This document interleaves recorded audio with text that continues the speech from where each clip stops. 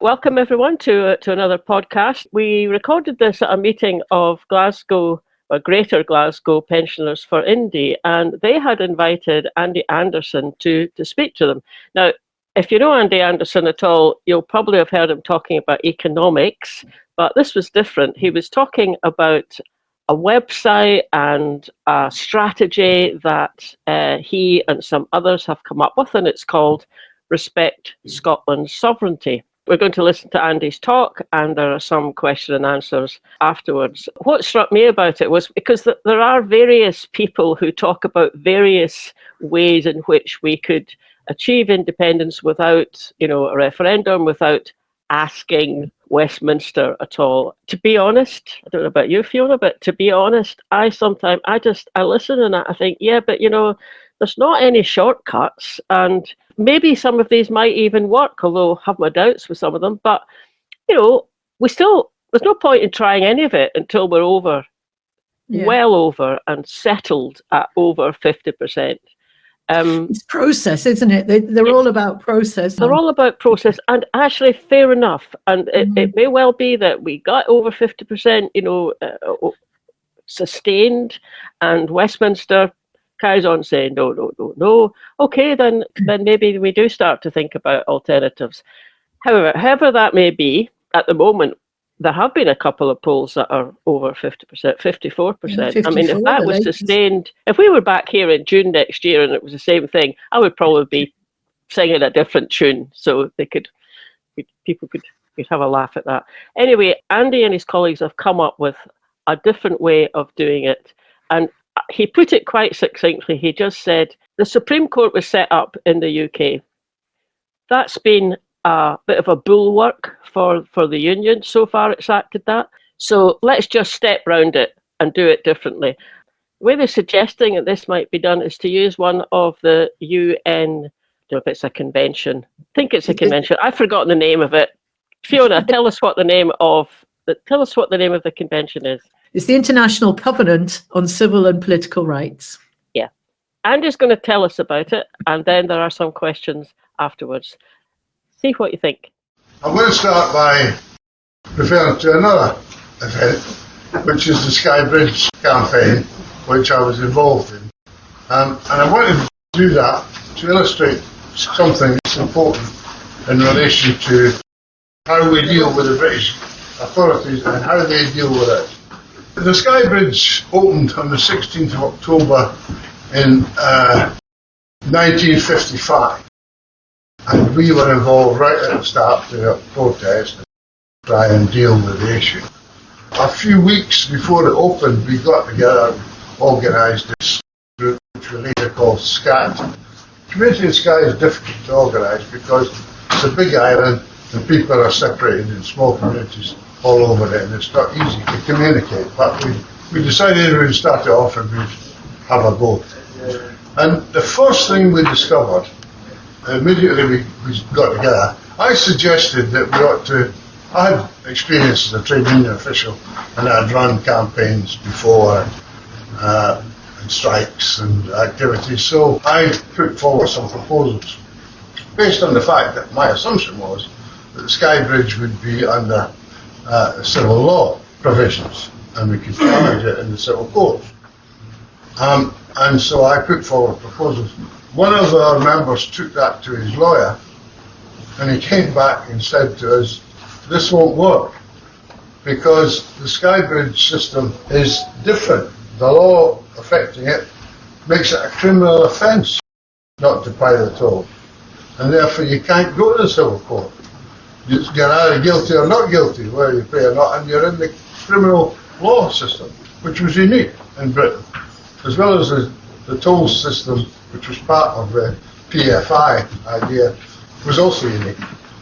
So we were dumbfounded. We didn't know as a committee what we can do now. How can we operate? How can we fight it? Because if we challenge it, we won't be forcing the company to go to the civil court. The company will just get the police in, and we're confronted with the police, and we've got a criminal charge.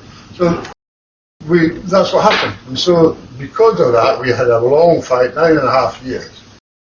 At the beginning, the lawyers told us even the lawyers who were supporting us and who were friendly to us, told us we couldn't win.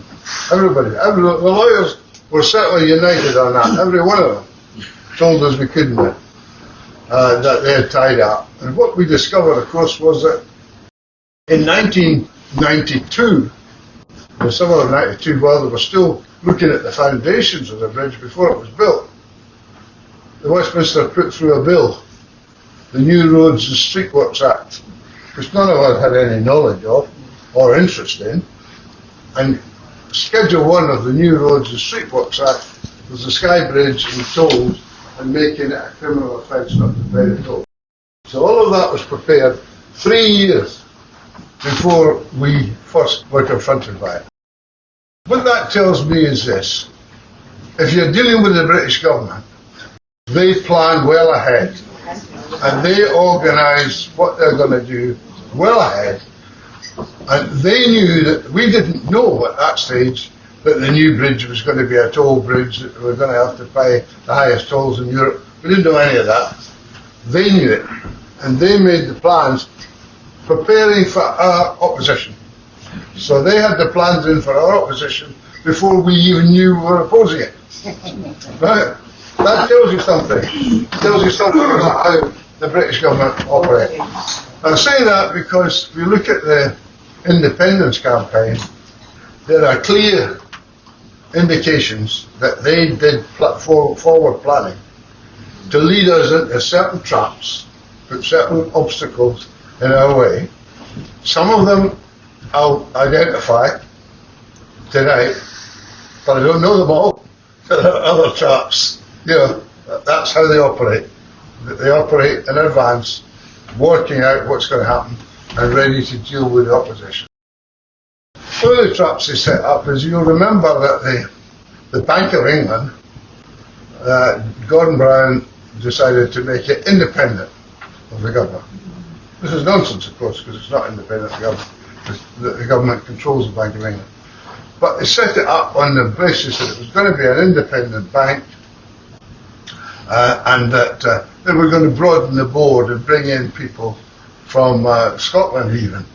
Even the bloody Scots were going to get a seat on this board. It was going out of London, you know, it was going to be wider. That's what they said, that's what they did some work on.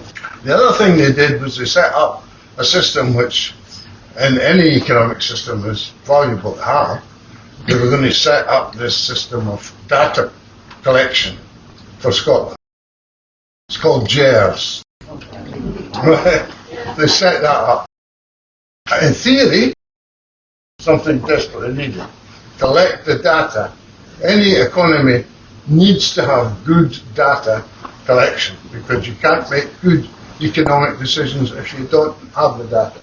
So setting up the data was, on the face of it, same as with the Bank of England's changes, on the face of it, a very sensible, wise thing to do and helpful to Scotland's development. We now know, of course, that the data they were collecting was absolute nonsense. It's a political propaganda machine, and it's got nothing to do with collecting accurate data. Most of the data within GERS today is estimates. They're not accurate. It's not useful for data collection, but it's useful for propaganda, and that's what it was for, and that's what it's still for, and the Scottish government's still paying for it. So that was another thing that they laid, and they laid that well at times. But they did something else. They set up a Supreme Court, the United Kingdom Supreme Court. Now, we were 300 years in the Union, and we didn't have a Supreme Court. But here we had a Supreme Court of the United Kingdom. And that's interesting, because the United Kingdom doesn't have any other courts, and it doesn't have any laws. There's no British laws. There's no UK laws. There's English law, which is the bulk of the law in England, Wales, Northern Ireland, and there's Scottish law. But there's no British law. There's no UK law. So how can you have a UK Supreme Court if you don't have any other UK court? That tells you something about what the nature of this court is. And the fact that we didn't need it until a few years ago, and the fact that it suddenly got right at the centre of the independence question is interesting, isn't it? It's interesting.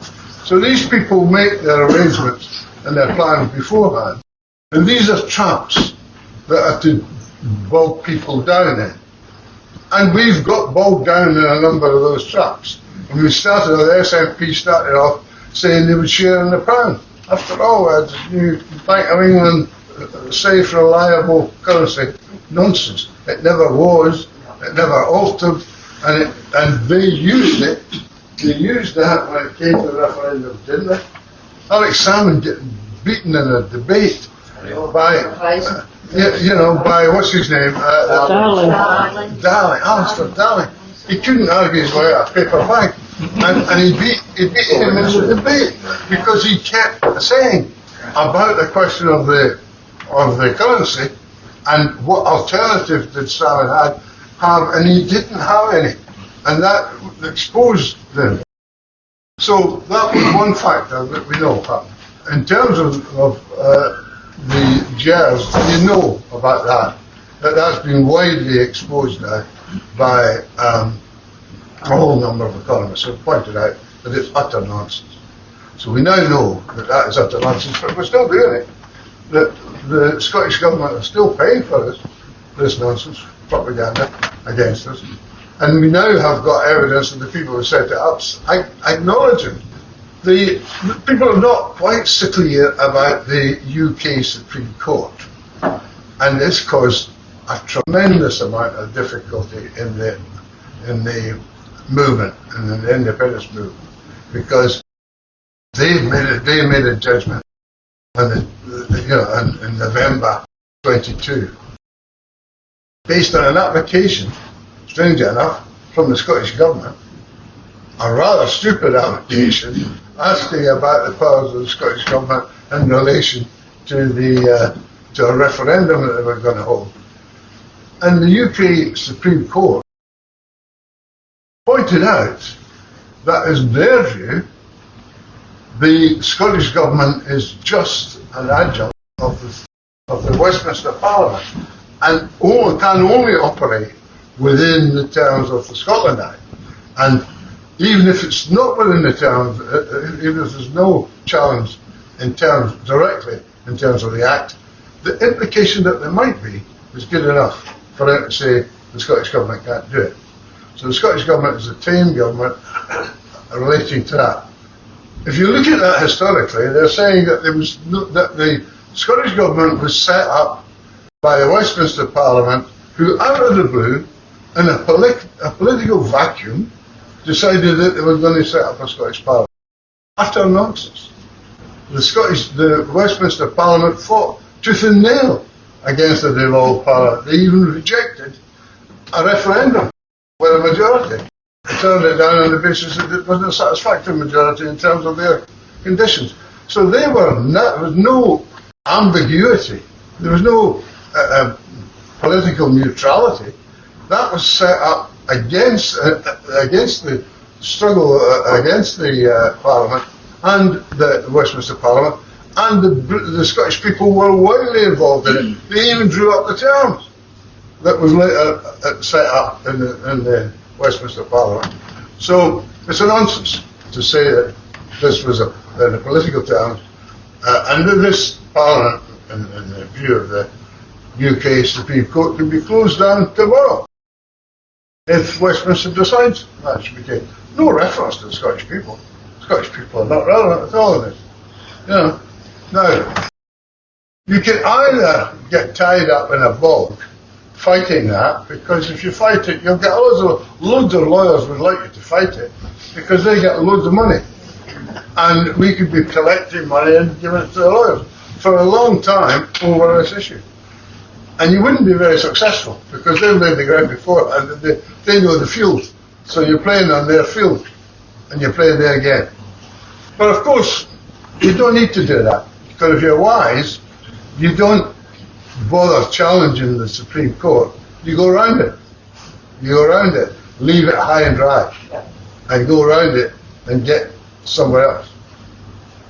Now, in terms of how you go around it, the Scottish people are sovereign. That is a clear historical fact. And it is because of the history of Scotland and the history of view towards the king. And we came from the same feudal background as the English law. We both came from the same feudal background. But Scotland changed in the struggle for independence in Bruce's time. Scotland changed by the Declaration of Arbroath, a letter written to the Pope in which it states quite clearly that if the Scottish people, that Bruce's the king, accepted by them, because at that time there was a big argument as to what rights he had to be the king. But they argued to the Pope, he's our king, but if he doesn't do what we want him to do, we can change it. Right? They wrote that in feudal terms. And more astonishingly, it was accepted by the Pope.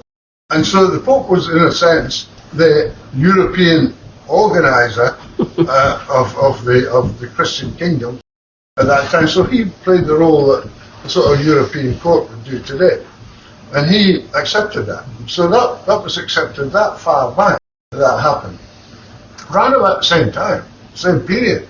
Actually, around about the time of the Battle of Stirling Bridge, Edward I drew up a proposal, because we hear that the English system came from Runnymede.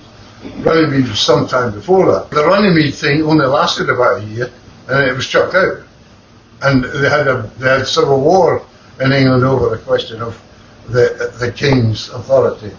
And that continued for a long time. And it wasn't until actually the same year as the Battle of Stirling Bridge that Edward signed into the English law the policy that they have today. The king in Parliament is sovereign. Note, the king in Parliament, not the people.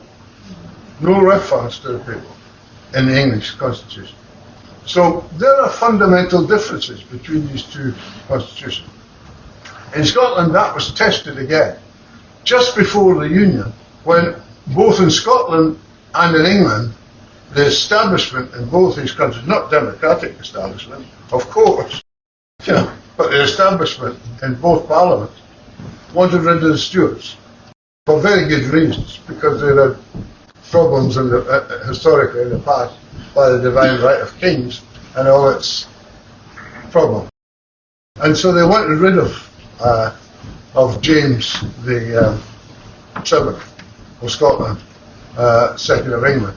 They wanted rid of him, and they both got rid of him, and both parliaments got rid of him. But they got rid of him on different terms. The English Parliament still had this view that the king in Parliament is sovereign. So if the king in Parliament is sovereign, how do you get rid of the king? Right? Well, they said he deserted the throne. He ran away.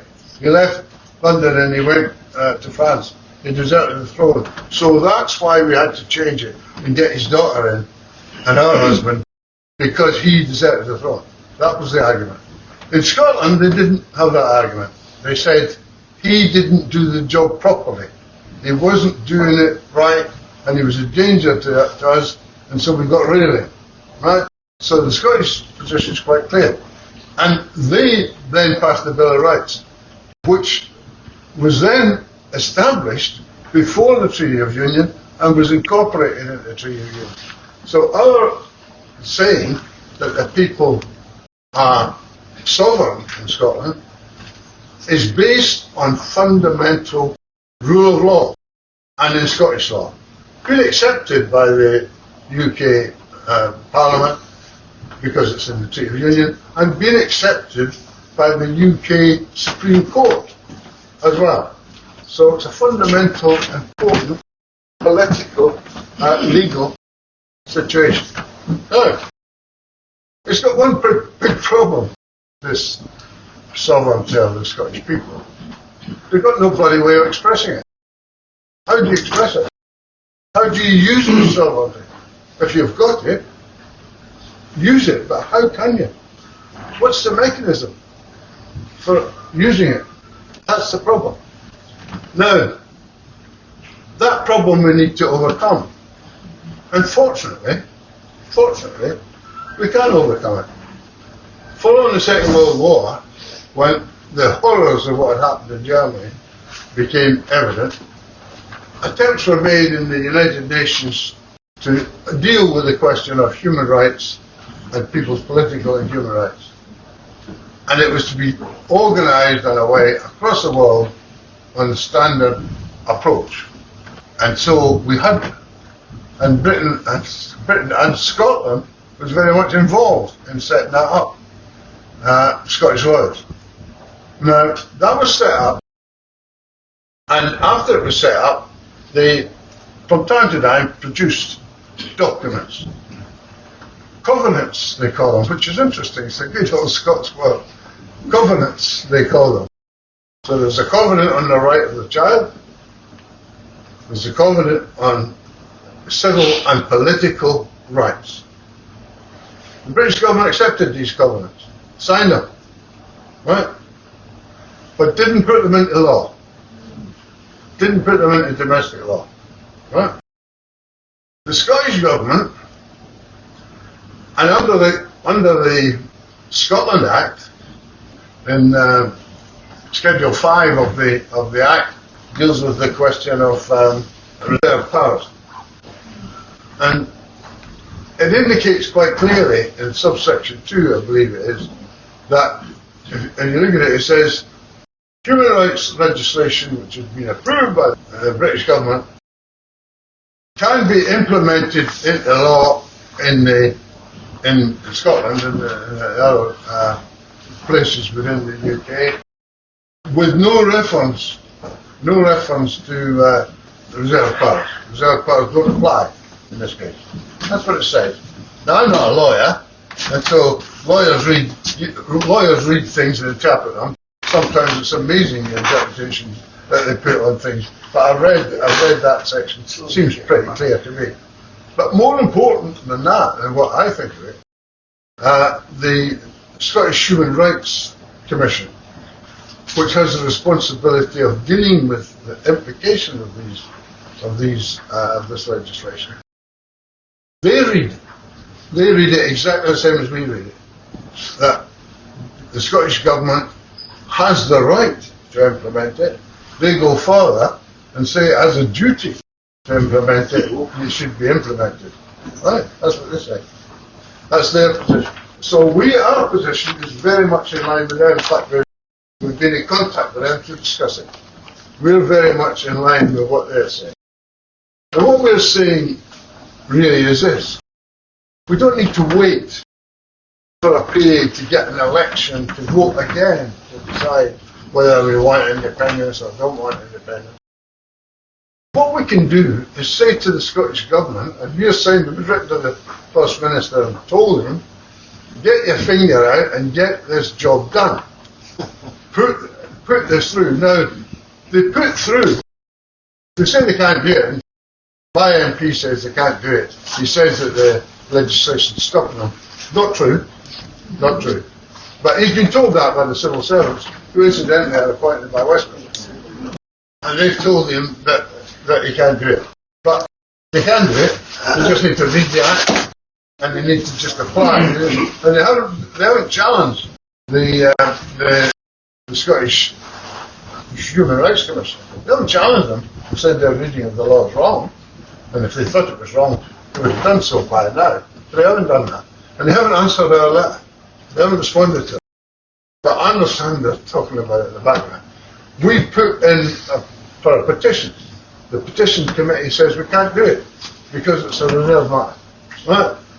We showed them the law. We pointed it out to them. We showed them the position of the Scottish Human Rights Commission, and they've taken the same line. They're looking at it again. They're looking at it again. They'll see whether we can have a petition. Now, it seems to me that it's absolutely vital that we take them on ground that is secure and clear. Because if we took them on any other ground, somebody will be running to the law here and running to the law there, and we'll get bogged down in all sorts of legal debates. But my MSP, in discussing this with me, because I've been writing to him, insisting that he get off his ass and do his job, because that's what we pay him for, to do a job, and that he get the job done. In response to me, he said incidentally that he accepted the Scottish people are sovereign, which is very interesting, since he's ignoring that. But the important thing there is that he said that in that particular thing, I pointed out to him that the Scottish government put through the child protection legislation, which comes from the same source, and it's in the same paragraph. In terms of the Scotland Act, said, well, you put that through, so you've obviously got the power to do it. And he said, well, the United Kingdom Supreme Court vetted it before we could put it through. Now, I don't know what that means, but I can tell you this, they couldn't change it. The UK Supreme Court don't have the power to change a UN worded document. So they couldn't change one word or one comma in that document. So the vetting that they did, and they were involved, the vetting that they did, I believe, was to say, oh well, you put it into Scottish law, but it's not in English law, so it mustn't apply to people in Wales, in England and elsewhere. Fine. We know that. The Scottish law doesn't apply to people in Wales and elsewhere. And I think that was the vetting. I think that was where they interfered. Well, let them interfere again on this one, because it doesn't matter. It doesn't matter. They can't interfere with the wording of the document. And what does that document give us? Among other things, it's a fairly big document. There are several different parts of it. But what it does is it says that we have the right not only to representative democracy, but on an equal footing with representative democracy, we're entitled to direct democracy. That means we can hold referendums. That's what it's about. In Switzerland, they hold on average 4 a year referendum. You can hold a referendum. Now, that means that if there was a problem, let's say the post office scandal, if there was a problem affecting a group in the community, that group could insist on the issue going to a referendum and bring in people's involvement, not doing what happened there, being ignored, raising it with our MPs, being ignored for years and get nowhere. And we give them an opportunity to deal with it. So that's the sort of thing that can be done. Now my argument simply is this, our argument in the RSS is simply this. I'm not bothered about waiting, I'm not interested in waiting a period of time to get the right to have a referendum in an obscure question about will we have independence or not. In fact, I don't think most people know what that means. It's somewhat obscure. What is independence? What does it actually mean? I think if we had the power to make specific referendum on specific points, then that would be much more important. Now, in my view, that would be independence, whatever it's called. If the Scottish people can decide, and you can organise it at any time, to look at and vote on important political and civil issues, then that is independence. Now, I can't think of a better one. Let me just point to a couple of things we could be doing. We could be asking the Scottish people, should we have a written constitution?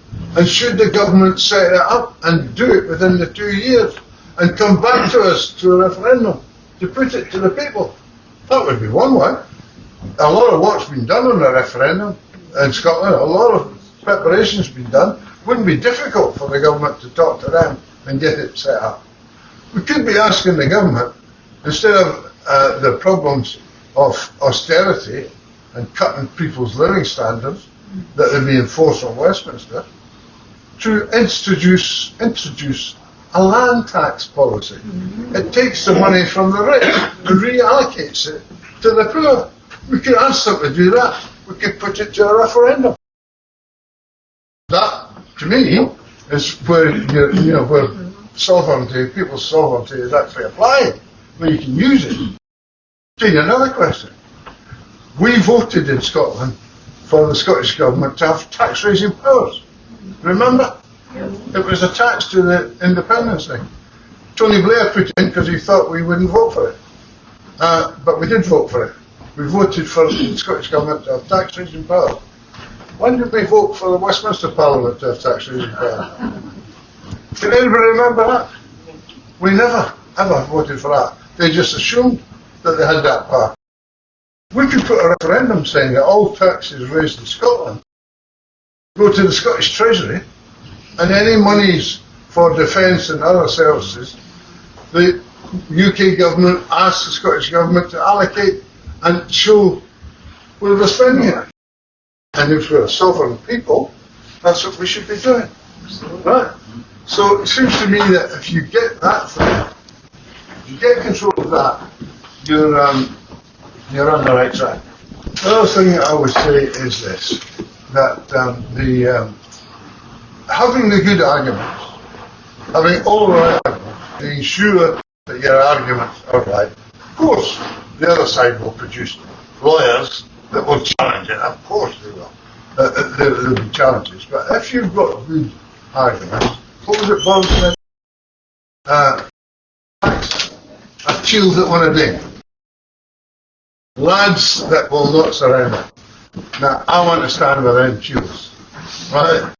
Because then you're in a strong position. You don't back off. And you don't need to back off because your facts will support you and stand with you. Now, we need that. But we need more than that. We need more than that. Because even if you've got all the facts, and if you're right, and you can win the argument, they'll ignore you. Ignore you, not pay any attention. You need power. You need power to move. And it's not the British government or the UK Supreme Court with their fancy wigs and gowns that are stopping us. It's our bloody elected government that is not pushing this through. It's our elected government. So what we do is we don't worry about the Supreme Court. We don't worry about raising money to challenge the guys with the funny hats and wigs. We don't worry about that.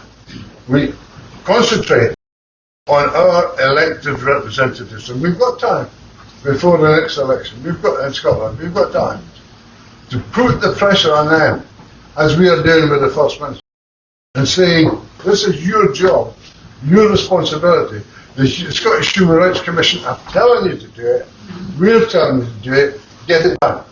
Now, if they know, and if they've got enough pressure in their constituency, and they know that their seats are threatened, then they'll listen.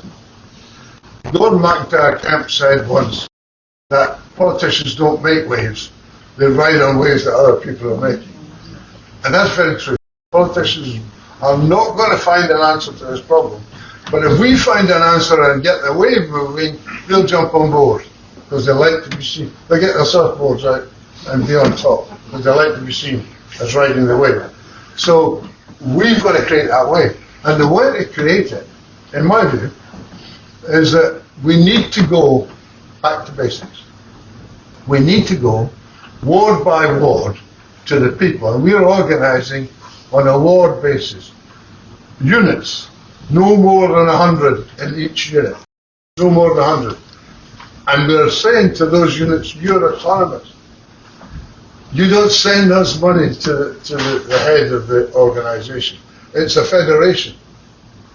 You're part of the federation, but you're an autonomous group. You keep your own money. More important, you keep your own decision making. And interestingly enough, when political parties and others take away the money, they take away the decision making with it. Decision making stays at local level, stays within the unit. If you agree a general proclamation which we've drawn up, if you agree in these principles, if you operate on a democratic basis, if you believe in equality and equal rights of your membership, then you're welcome to be part of our federation. We'll send you data, we'll do the research, we'll send you data, you send us stuff, you send us questions and information, and tell us how you see the campaign operating. And in that way, you can build an organisation. There's nothing like it in Scotland. It doesn't exist. There are all sorts of organisations who say they're grassroots, but they control the money at the top, and they control the decision making at the top. That's not grassroots. Grassroots is where the decision making and the money and the power is held at the bottom, and it comes up that way. That's the sort of structure that we're attempting to build. We started in North Ayrshire, and we're starting to build it, and we want to build it across the country, and that's what we're doing. That's as much as I've got to say. I'll answer any questions on anything I've said. Why do you think it is that the Scottish Government don't produce their own GERS figures? Is it because they're not allowed to, or is it because they just don't want to? Well, so that's an important question, because if we're going to have independence, you would certainly need good data collection system. You need a good data collection system, because otherwise you'd be trying to run the economy like a submarine without a periscope. You wouldn't be able to see where you're going. You need the data in order to help you to run the economy. You can't do it otherwise. So if you're planning to run your economy, the first thing you would do is to make sure your periscope was working. Get a good data system. Commonweal made an excellent report, set up what was needed in terms of the system for Scotland, how much it would cost. It was relatively cheap in terms of other expenditure the Scottish Government, and that they could do it and should set it up. The SNP conference, in a democratic organisation, voted to do that, but it's never been done. So the leadership ignored what the membership had asked them to do. But I don't know is the answer to why didn't they do it. I haven't a clue. But I think it's either laziness or indifference to the interests not only of their own members, but of the sovereignty of the people. I did hear on that point, I did hear that Derek Mackay, just before he fell from grace, had said he was going to produce an accurate GERS report in contravention to that one, and well, after he went down the tubes, Kate Forbes was asked if she would be producing it, and she said no. I've heard Kate Forbes say she doesn't really see what the problem is with GERS, because what it proves is how badly Scotland does in the Union, because it's basically a set of accounts for the Union. It's not a set of accounts for Scotland. That's true, but that doesn't negate the necessity for good data. See, I mean, much of GERS is just estimates. Well, that's the trouble, isn't it? The estimate, that's just estimating, there isn't any good We don't data. know how much tax people are paying in Scotland. There's a whole lot of things we don't know. Yeah. You cannot run an economy on ignorance. We need that information. But ignorance helps some people. Can I take you back to the Sky Bridge thing? Because you said all the lawyers said you're not going to win this, and you said after your battle, you did win it, right? So how did it come about if they were all telling you, in law, you can't do this? Well, in actual fact, they were all right, and we were right, but, and with two different outcomes. But in a sense, they were all right, because what they were saying to us is that the law, as it stands, we can't see a way around it. We can't see it being overturned. And the fact is, it hasn't been overturned. It's still on the statute books. It's still in Westminster. The thing is, it can't operate because there's no tolls there, right? But it's still on the statute book. It's never been got rid of. Now, so they were right in the sense that we never defeated that act. That act's still there. Was we would win in the court of public opinion. Public opinion was more important than the law. No law can work if a large percentage of the population don't accept it and won't operate. Any law collapses if that happens. In Skye, a small island, relatively 8,000 people in Skye and Lacals. we had huge numbers. We had something like 3,000 that were actually charged with criminal offences. And I had over 200 of them myself. So a large number of the population had even one or two charges. So if you get that, the court system can't operate, because we blocked the court system up. We used it because we couldn't. If it had been a civil matter, as we thought it was, we would have had to pay for any appeals. But if it's a criminal matter, you can get an appeal free. So we had every appeal that was possible. You know, we appealed. I'll tell you a wee story. When we were going down, when we were going anywhere off the island, we would always think up an excuse for why we weren't paying. There's all these excuses the police were taking down, and we were testing them out in the court, in the appeal court, to block the system, you know, to really jam it up. And we went to a meeting down in Edinburgh, the Lord James Douglas Hamilton, as a minister speaking at the meeting. We went down, and on the way back, we decided, when we stopped for tea, what's going to be our argument this time? So, Lord James Douglas Hamilton at the meeting said that we were Luddites and lunatics that were challenged in the bridge. So I said, well, wait a minute. If we're lunatics, there's a position in it says that if you're disabled, physically or mentally, you don't have to pay. You know, so I said, let's tell them that we are not paying because we're physically, mentally disabled. And so of course we came up, and the sergeant who knew us very well said to me, well, Andy, what's the reason this time for not paying? I said, I'm not required to pay section 4, subsection 2A. He says, what does that mean? I says, it means I'm mentally disabled.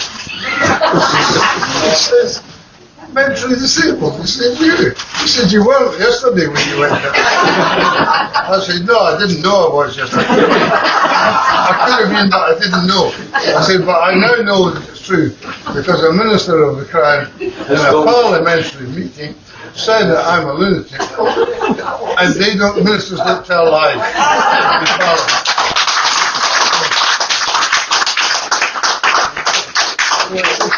So I said, put that down. So you wrote it down. Of course, the charge never came up. That was one of the charges I got away with. But you know, it just shows you the sort of ludicrous situation you get into. Yeah, well, it's quite useful for keeping in mind if we go down the road of civil disobedience at some point. Then you had your hand up. About the UN civil and political covenant bit, so do you know how other countries who've taken that on board and presumably ratified it, do you know how they've used it in their own, you know, political parliamentary systems? Yeah, and many countries have used it. Britain is one of the few. Britain accepted it, but didn't ratify it. And I thought afterwards why Britain didn't ratify it, because that was in 1976 that they accepted it and signed on into it, but never ratified it.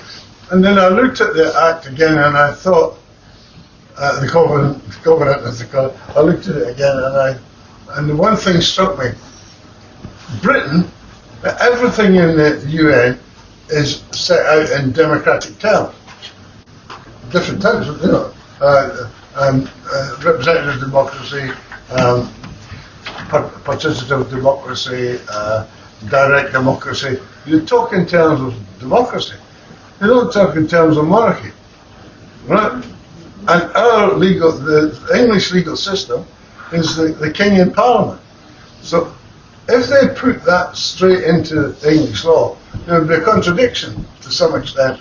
I think that's one of their problems. There would be a contradiction in the context of their legal system. So, wouldn't apply to us. what about the other countries that have got monarchies that ratified it? Well, I suppose, you see, it depends what their constitution is. Yeah. I mean, if you've got a constitution that says you've got a constitutional monarch, and that the authority of the the people are the sovereign authority, that's fine. When we had a sovereign and still had that policy. Right, Richard. Is there anything, Andy, we can learn from the fight with the Jaguars Islanders recently, when they've got their democracy to get their England back? I know that the Americans are still getting the right to use the airbase, etc., but is there anything we can learn from their fight over many years to get back to the right? Well, I think one of the things that's obvious, and should be blatantly obvious to all of us now, is that you can have the best courts in the world, the best ideas in the world, and the International Court of Justice has found Israel guilty and told them not to do certain things, and Israel has continued to do it with the backing of the United States. So we're living in a world where the rule of law is being treated with contempt, and what's happening there is much worse than anything that I've seen in my lifetime. I mean, I was a soldier at one time, and for these people to call themselves soldiers who are behaving the way that they're behaving, these are thugs and murderers. And this is a terrible thing that's happening. And it's clearly against the human rights of the people involved. It's clearly against international law. That is well understood, but nothing is being done about it. And that's one of the problems, that we have we're supposed to have a law-based society. We do not. So I think that the best thing we can say is we've got a legal system which is not working because the people's voice, the sovereign voice, is not being heard. Get that sovereign voice where it should be heard and in the say, and improve our legal system, and you help to improve legal systems elsewhere. You were saying that you had information that could be shared with grassroots groups. Yeah. How would we access that? Well, what we're doing at the moment, we're starting in Norfolk, Ayrshire. And what we're doing is we're sticking a leaflet around the doors in local localities and setting up units locally. Because if you've got people that know each other, they're in a much better position to be. And also we're trying to encourage young people to get involved. Because if they have got control of the unit and are able to do it, they work better. So if you want, we'll obviously be looking at Glasgow and seeing, what can we start it up there and how would we start it. And one of the first things we'll need, and I have my cards here, by the way, if you contact me, if you're interested, I'll organise that we try to get groups, particularly if you've got other people interested, at least 2 people, a chairman and secretary for a unit. We set the units up, and then they operate themselves. They're democratically controlled. They decide what's what. They sort out their own constitution and how they're going to function. So our job will be to set it up, but we will help to get it set up. Once you're set up, you'll be tuned into it. We've got a website that we'll be tuning into. You'll be able to tune into and get a lot of information. You'll find out what we've written to the First Minister. You'll find out what they're saying, and any questions you've got, send them to us. We'll get answers. So that's how we're going to work. We're going to be working right through the winter.